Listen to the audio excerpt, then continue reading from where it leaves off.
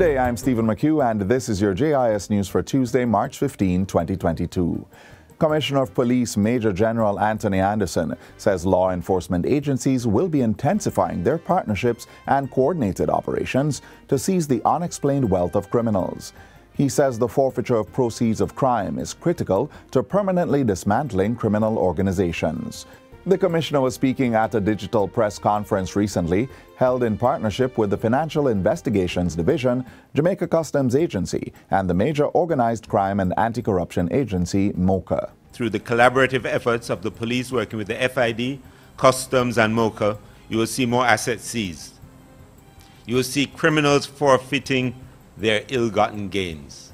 Major General Anderson says strategic partnerships are yielding results, leading to several seizures of illegal guns and arrests in connection with the fines.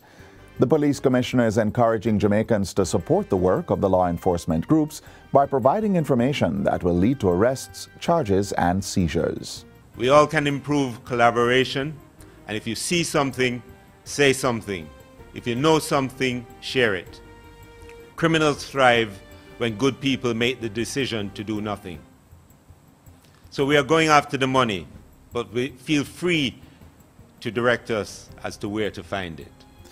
Jamaicans in the mining industry now have access to a computerized database that allows them to locate different types of mineral deposits across Jamaica, along with the locations and boundaries of areas licensed for mining.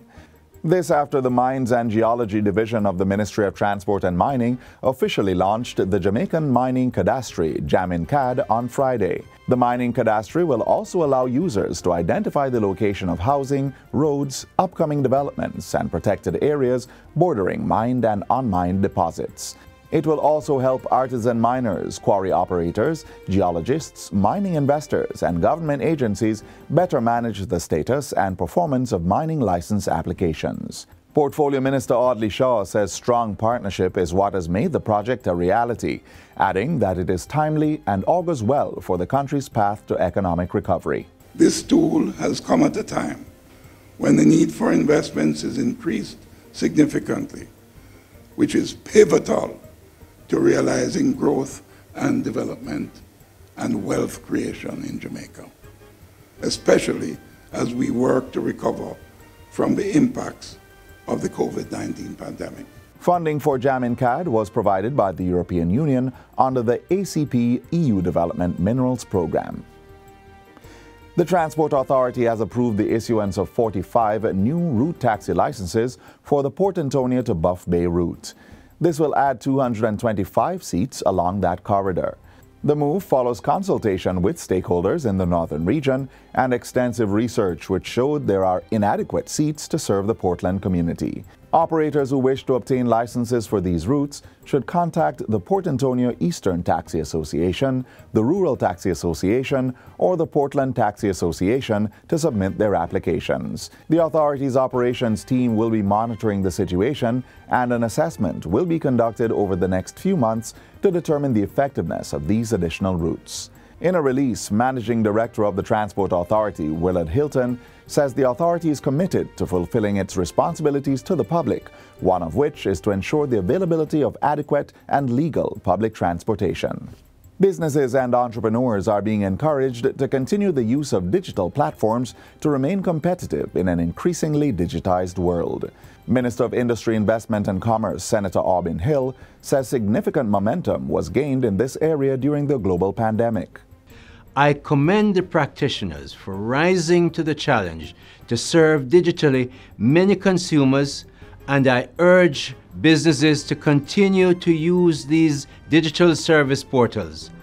This is important if Jamaican entrepreneurs are to remain competitive in an increasingly digitized world. Minister Hill made the call earlier as the country celebrates World Consumer Rights Day under the theme Fair Digital Finance. He insists that for businesses to be considered as offering fair digital finance services, they must be inclusive and sustainable and able to mitigate harm from scamming, fraud, and phishing.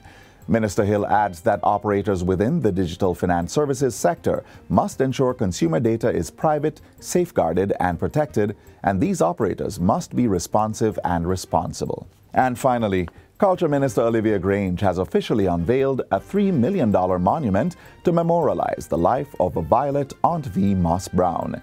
She was recognized globally as the oldest verified living person for the last 5 months of her life.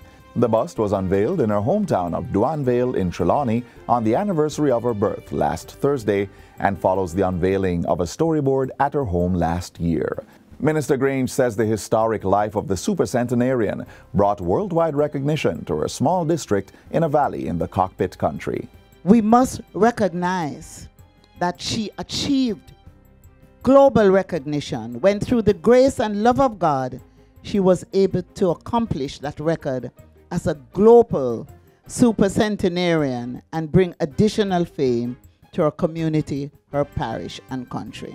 In April of 2017, at age 117, Violet Moss Brown became the world's oldest living person, following the death of Italian Emma Morano in April 2017. In September 2017, she was visited by representatives of the Guinness Book of World Records, who presented her with a citation and the 2018 edition of the book. And that's it for JIS News Today. I'm Stephen McHugh. Thanks for watching.